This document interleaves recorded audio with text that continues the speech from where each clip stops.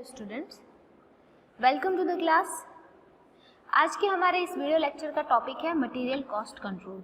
ठीक है, मटेरियल जो है वो हमारे एलिमेंट ऑफ कॉस्ट का एक एलिमेंट है। ठीक है, हमने एलिमेंट ऑफ कॉस्ट में मटेरियल के बारे में पढ़ा था और मटेरियल जो होता है वो टोटल कॉस्ट के लिए बहुत ही इम्पॉर्टेंट एलिमेंट माना जाता है। ठीक है, अब देखिए मैंने आपको ये भी बताया था कि अगर आप कोई प्रोडक्शन करने जा रहे हो किसी कमोडिटी का, तो क्या आप बिना मटेरियल के कर सकते हो क्या?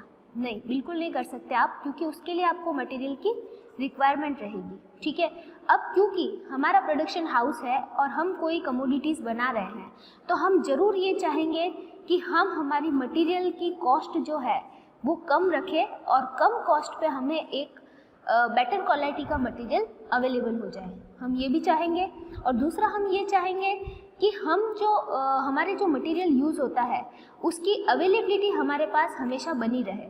ऐसा नहीं हो कि हम प्रोडक्शन कर रहे हैं और बीच में ही हमारा मटेरियल ख़त्म हो जाए और हमें वो प्रोडक्शन बंद करना पड़े या फिर उसे रोकना पड़े, तो हम ऐसी कंडीशन भी नहीं लाना चाहेंगे। और दूसरी बात यह है कि हमने पूरे साल भर का मटेरियल जो है वो एक साथ में इकट्ठा करके और अपने स्टोर में रख लिया, तो इसके साथ ये जो काम हमने किया कि हमने एक साथ में मटेरियल इकट्ठा करके स्टोर में रख दिया, इससे हमारे दो तरह की कॉस्ट बढ़ेगी। कॉस्ट फर्स्ट जो है कि हमने बहुत सारी कैपिटल, बहुत सारा फंड उसके अंदर एंगेज करके रख दिया है, जबकि हमें इतने मटेरियल की रिक्वायरमेंट नहीं है, तो भी हमने बहुत सारा मटेरियल खरीद के रख लिया है। ठीक है, दूसरी जो कॉस्ट लगेगी वो ये लगेगी कि हमने स्टोर को थोड़ा सा बड़ा करना पड़ेगा। ठीक है, और स्टोर की कैरिंग कॉस्ट लगेगी, मटेरियल की स्टोरेज करने की कॉस्ट लगेगी। ठीक है, तो हम फंड भी एंगेज करके रखेंगे और स्टोर की कॉस्ट भी हमें ज़्यादा लगेगी। तो हम ये चाहेंगे कि हमारे पास मटेरियल एक प्रॉपर क्वांटिटी में बना हुआ रहे, एक प्रॉपर क्वालिटी में भी बना हुआ रहे, और ना ही हमारे कैरिंग कॉस्ट ज़्यादा लगे और ना ही हमारी ऑर्डरिंग कॉस्ट ज़्यादा लगे और ना ही हम ज़्यादा फंड एंगेज करके रखें। तो मतलब कहने का मतलब ये है कि मटेरियल एक इम्पॉर्टेंट एलिमेंट है और इसकी कॉस्ट को कंट्रोल करना बहुत ज़रूरी है। ठीक है, तो अभी हम आगे और इसमें पढ़ेंगे कि हम मटेरियल को अगर बार बार ऑर्डर करते हैं, अगर हम थोड़ी थोड़ी मात्रा में मटेरियल मंगवा रहे हैं और प्रोडक्शन भी बीच बीच में रोकना पड़ रहा है और फिर हम बार बार ऑर्डर कर रहे हैं, तो इससे हमारे ऑर्डरिंग कॉस्ट भी क्या हो जाएगी, बढ़ जाएगी। तो हमें क्या करना पड़ेगा, प्रॉपर क्वांटिटी में मटेरियल को कैसे अवेलेबल करवाना है, इस बारे में हम इस पूरे चैप्टर के अंदर देखेंगे। ठीक है, तो अभी स्टार्ट करते हैं हमारा मटेरियल कॉस्ट कंट्रोल। अब देखिए उसके अंदर मैंने कुछ लिखा है, मैं आपको पढ़ के बताती हूँ। Material control is concerned with the entire range of function with the effect, flow and conservation and utilization and the quality and the cost of material। ये बोल रहे हैं कि जो मटेरियल कंट्रोल है वो एक ऐसा है कि मटेरियल का फ्लो भी हमारे पास बना हुआ रहे, हमारे पास मटेरियल की क्वांटिटी भी अच्छी हो, ठीक है, हमारी उसकी क्वालिटी भी अच्छी हो और हमारे मटेरियल की कॉस्ट भी क्या रहे, कम रहे। इस चीज़ को बोलते हैं मटेरियल कंट्रोल करना। ठीक है, देखिए हिंदी में सामग्री नियंत्रण का प्रमुख उद्देश्य यह निश्चित करना है कि अनावश्यक रूप से सामग्री का स्टोर एकत्रित किए बिना उत्पादन की आवश्यकताओं हेतु सामग्री की पर्याप्त मात्रा बनी रहे और निर्माण कार्य सुव्यवस्थित रूप से बिना किसी रुकावट के चलता रहे। तो मतलब कहने का मतलब ये है कि अनावश्यक रूप से स्टॉक नहीं होना चाहिए और साथ में उत्पादन प्रोडक्शन की रिक्वायरमेंट के हिसाब से हमारे पास मटेरियल भी अवेलेबल होना चाहिए। ये सारी बातें ध्यान में रख के हम जो कंट्रोल करते हैं उसको हम मटेरियल कंट्रोल कह सकते हैं। ठीक है, तो मटेरियल कंट्रोल में ये सारी चीज़ें आती हैं कि हम एक प्रॉपर वे में मटेरियल को अवेलेबल भी रखें, उसकी क्वालिटी भी अच्छी हो और उसकी क्वांटिटी कितनी रखनी है ये भी हम सब इसके अंदर देखेंगे। ठीक है, अब देखिए मटेरियल कंट्रोल के ऑब्जेक्ट क्या क्या होते हैं वो भी हम देखते हैं। मटेरियल कंट्रोल क्यों किया जाता है, बिना कंट्रोल किए हम मटेरियल को क्यों नहीं रख सकते, तो मटेरियल कंट्रोल के ऑब्जेक्ट क्या क्या है वो भी हम देखते हैं। Object number first, to maintain the continuity of production और operation by ensuring the flow of material when needed. ठीक है, जब हमारा प्रोडक्शन चल रहा है या ऑपरेशन हम कर रहे हैं तो उसमें जो मटेरियल हमें जब जब ज़रूरत हो तब तब हमारे पास क्या होना चाहिए, अवेलेबल होना चाहिए। ये बात सुनिश्चित करने के लिए भी क्या किया जाता है, मटेरियल कंट्रोल किया जाता है।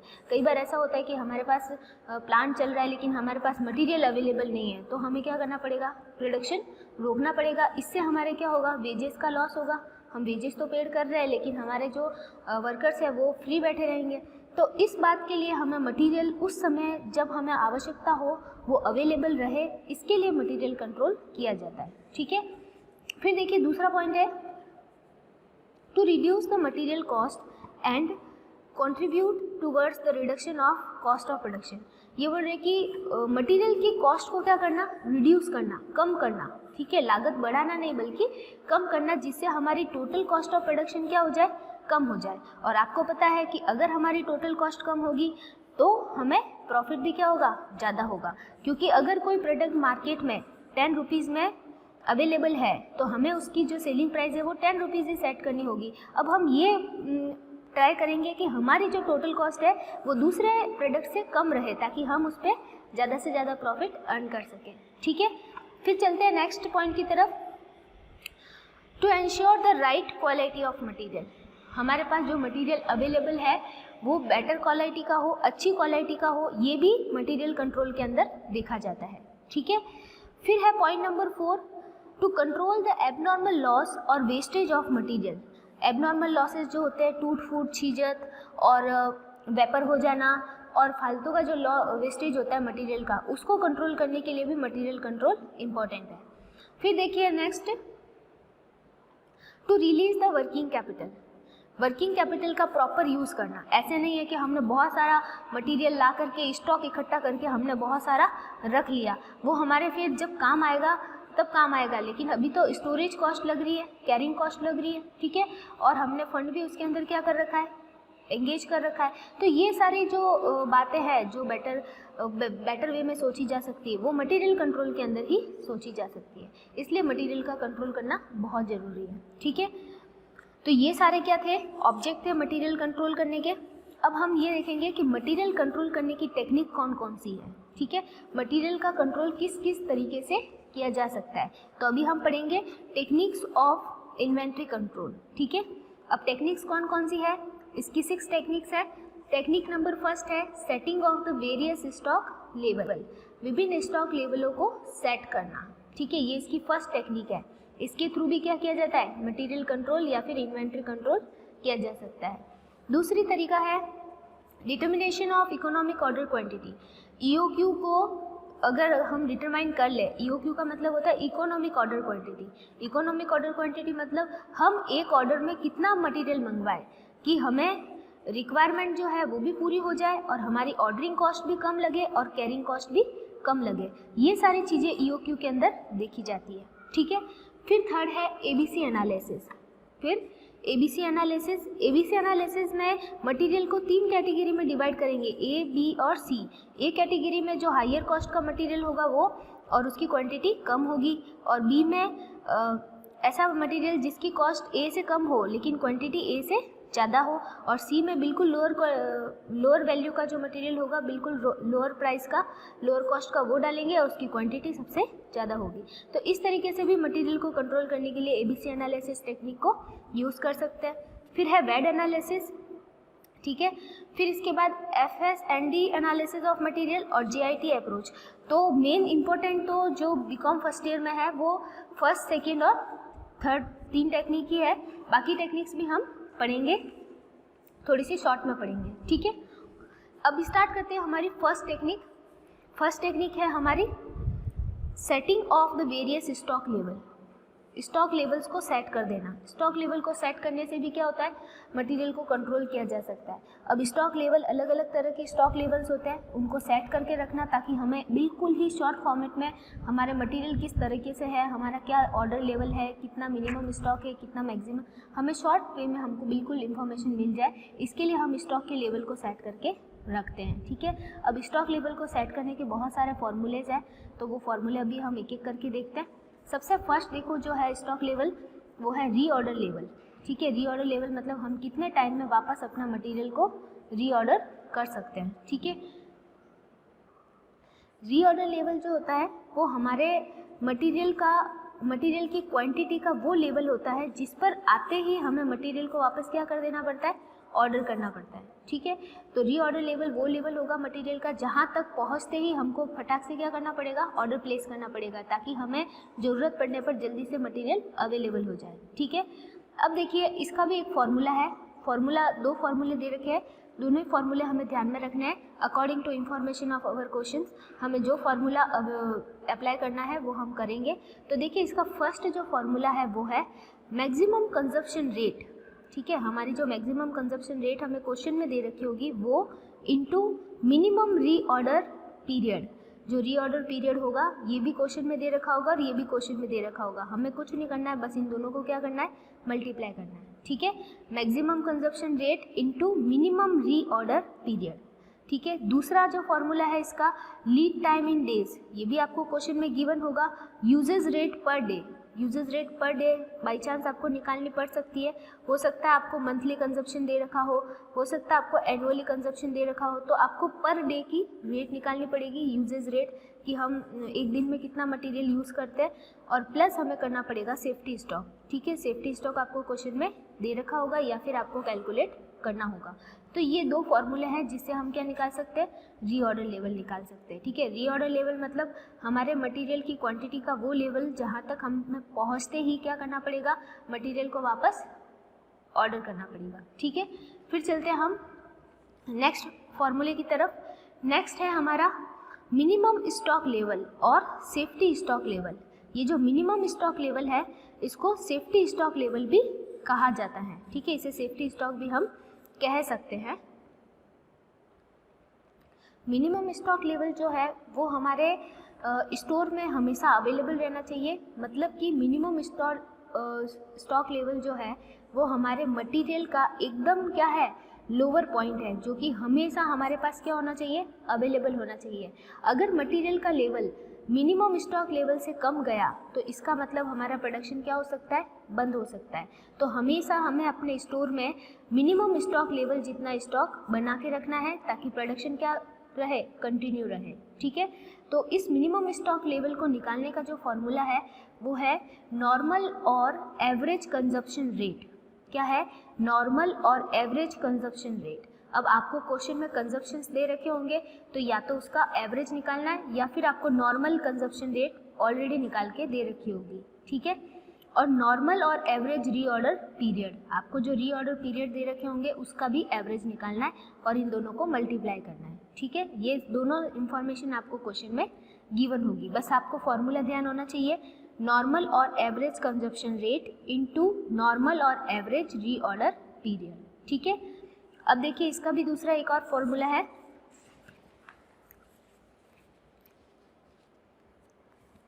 इसका जो दूसरा फॉर्मूला है वो है usage rate per day. Usage rate per day आपको जो एनुअल कंजप्शन या मंथली कंजप्शन जो भी दे रखा हो उसके बेस पे आपको पर डे का निकालना है, ठीक है, एक दिन का निकालना है यूजेज रेट, और into days of safety. Days of safety आपको क्वेश्चन में गिवन होंगे, इन दोनों को मल्टीप्लाई करके भी हम इसको निकाल सकते हैं। अब इनके एक तो डबल फार्मूले हैं, वो डबल फार्मूले इसलिए हैं कि according to the question information, हमारे क्वेश्चन में जैसी इन्फॉर्मेशन दे रखी होगी हम दोनों में से कोई एक फार्मूला अप्लाई करेंगे, ठीक है, इसलिए इनके डबल फार्मूले हैं। फिर चलते हैं हम दूसरे लेवल की तरफ। दूसरा लेवल है हमारा मैक्सिमम स्टॉक लेवल, ठीक है। दूसरा क्या लेवल है हमारा, मैक्सिमम स्टॉक लेवल। देखिए मैक्सिमम स्टॉक लेवल जो है वो हमारे स्टॉक का या हमारे मटेरियल का वो लेवल है जिससे ज़्यादा मटेरियल हमको नहीं रखना है, ठीक है। ये वो लेवल होता है जिससे ज़्यादा मटेरियल हमारे स्टोर में नहीं होना चाहिए, मतलब ये मटेरियल को रखने की क्या है, मैक्सिमम लिमिट है। अगर इससे ज़्यादा मटेरियल हमने रखा तो हम क्या कर देंगे, ज़्यादा से ज़्यादा फंड को या कैपिटल को एंगेज करके रख लेंगे, ठीक है। फर्स्ट लॉस तो ये होगा। दूसरा, हम हमारे कैरिंग कॉस्ट को बढ़ा लेंगे, स्टोरेज एक्सपेंसेस जो होता है ना, कैरिंग कॉस्ट, उसको हम बढ़ा लेंगे। और थर्ड ये होगा कि ज़्यादा अगर मटेरियल हमने स्टोर करके रख लिया है तो फिर उसके ख़राब होने के चांसेस है, उसके ट्रेंड आउट होने के भी चांसेस है। तो ये सारी चीज़ें नहीं हो इसलिए हमें मैक्सिमम स्टॉक लेवल भी बना के रखना होगा, मतलब कि इससे ज़्यादा मटेरियल हमारे पास स्टोर में नहीं आना चाहिए। तो अब देखिए इसको निकालने का क्या फॉर्मूला है, reorder level plus reorder quantity minus minimum consumption into minimum reorder period, ठीक है। देखिए फॉर्मूला बड़ा ज़रूर लगता है, बाकी हमें ये सिर्फ फॉर्मूला ध्यान रखना है, बाकी सारी इन्फॉर्मेशन आपको क्वेश्चन में दे रखी होगी। देखिए reorder level plus reorder quantity minus minimum consumption into minimum reorder period. ठीक है, ये इसका फर्स्ट फॉर्मूला है। इसका सेकेंड फॉर्मूला होगा EOQ और रीऑर्डर क्वांटिटी। EOQ को रीऑर्डर क्वांटिटी भी कहते हैं, प्लस सेफ्टी स्टॉक। तो इन दो चीज़ों से भी हम इसको कैलकुलेट कर सकते हैं। ठीक है, अब देखिए ये फॉर्मूले आपको थोड़ा सा रट्टा लगाना पड़ेगा इसमें, क्योंकि ये आपको याद करने पड़ेंगे लिख लिख के, क्योंकि ये इंपॉर्टेंट है। ठीक है, अब चलते हैं हमारे नेक्स्ट लेवल की तरफ। नेक्स्ट लेवल है हमारा एवरेज स्टॉक लेवल। ठीक है, देखिए एवरेज स्टॉक लेवल जो है वो हमारे मिनिमम लेवल और मैक्सिमम लेवल के बीच का लेवल है। मतलब कि हमें अपने स्टोर में जितना भी मटेरियल रखना ज़रूरी है, उस मटेरियल का जो एवरेज होता है वो हमें रखना ही होता है। जैसे कि हमारे पास मैक्सिमम लेवल है और मिनिमम लेवल है, तो इन दोनों का एवरेज जो मटेरियल होगा, एवरेज ऑन एन एवरेज, वो हमें रखना ही पड़ेगा। समझ में आ गया? हम ऐसा तो नहीं है कि बिल्कुल मैक्सिमम लेवल जितना रख के बैठ जाएंगे, या फिर हम ऐसा तो नहीं है कि बिल्कुल मिनिमम लेवल जितना मटेरियल रख के बैठ जाएंगे। हमें इतना मटेरियल रखना है कि जो न तो मैक्सिमम लेवल हो और न ही मिनिमम लेवल हो। तो कहने का मतलब कि हमें मैक्सिमम लेवल और मिनिमम लेवल दोनों का एवरेज, ऑन एन एवरेज जितना मटेरियल हमें बना के रखना चाहिए, वो ये लेवल है एवरेज स्टॉक लेवल। जितना मटेरियल हमारे पास अवेलेबल होना चाहिए, क्योंकि अगर मैक्सिमम लेवल तक हमने रख लिया तो अब हमें इससे ज़्यादा हम नहीं रख सकते, क्योंकि ये हमारा मैक्सिमम लेवल है। और अगर हमने मिनिमम लेवल जितना रख लिया तो ये तो बिल्कुल कम लेवल है, इससे कम हो गया तो फिर हमारा प्रोडक्शन बंद होने की चांसेस है। इसलिए इन दोनों का एवरेज जितना हमें मेंटेन करके रखना चाहिए वो एवरेज स्टॉक लेवल है। ठीक है, तो ये फर्स्ट तो निकलेगा आपके 1/2 maximum level plus minimum level से। ठीक है, फर्स्ट फॉर्मूला इसका 1/2 maximum level plus minimum level, और दूसरा इसका फॉर्मूला है minimum stock level plus 1/2 reorder quantity. ठीक है, ये दो तरीके से निकलेगा। दोनों ही फॉर्मूले का आपको क्या करना पड़ेगा, अच्छे से रट्टा लगाना पड़ेगा। ठीक है, फिर चलते हैं हम नेक्स्ट है हमारा डेंजर लेवल। ठीक है, नेक्स्ट हमारा क्या है, देखिए डेंजर लेवल जो होता है वो हमारे मिनिमम स्टॉक लेवल से भी नीचे होता है डेंजर लेवल। अब देखिए ये वो लेवल होता है जब हमने मटेरियल ऑर्डर कर दिया, लेकिन क्योंकि जैसे ही हम मिनिमम लेवल पे आ जाएंगे तो हम क्या कर देंगे, मटेरियल ऑर्डर कर देंगे, लेकिन हमारे आगे जो सप्लायर है उन्होंने मटेरियल को टाइम पे नहीं भेजा, तो हम क्या करेंगे, डेंजर लेवल पे आ जाएंगे। तो हमें एक डेंजर लेवल भी सेट करके रखना होगा, जिस पे by chance minimum stock level पे हमने ऑर्डर करने के बाद अगर हमें मटेरियल रिसीव नहीं हो तो हमारा प्रोडक्शन बंद नहीं हो, इसलिए हम एक डेंजर लेवल भी सेट करके रखेंगे। क्योंकि डेंजर लेवल तक आते ही हमें मटेरियल कहीं से भी, चाहे नियरेस्ट हो या कहीं से भी, या थोड़ा सा कॉस्ट ज़्यादा लगे, कहीं से भी हमें वो मटेरियल मंगा के रखना है। क्योंकि ये लेवल वो होता है जहाँ से अगर हम थोड़ा सा भी नीचे गए तो हमारा प्रोडक्शन क्या हो जाएगा, बंद हो जाएगा। ठीक है, मतलब प्रोडक्शन रुक जाएगा। तो ये डेंजर लेवल मिनिमम लेवल से भी नीचे होता है। कई बार मटेरियल हमारे पास पहुंचने में देरी हो जाती है, या हमने ऑर्डर तो कर लिया है लेकिन किसी कारणवश वो ऑर्डर कंप्लीट नहीं हो पाता है, तो हम डेंजर लेवल तक भी आ सकते हैं। और डेंजर लेवल वो लेवल होता है जिससे थोड़ा सा भी नीचे जाने पर हमारा प्रोडक्शन क्या हो जाता है, बंद हो जाता है।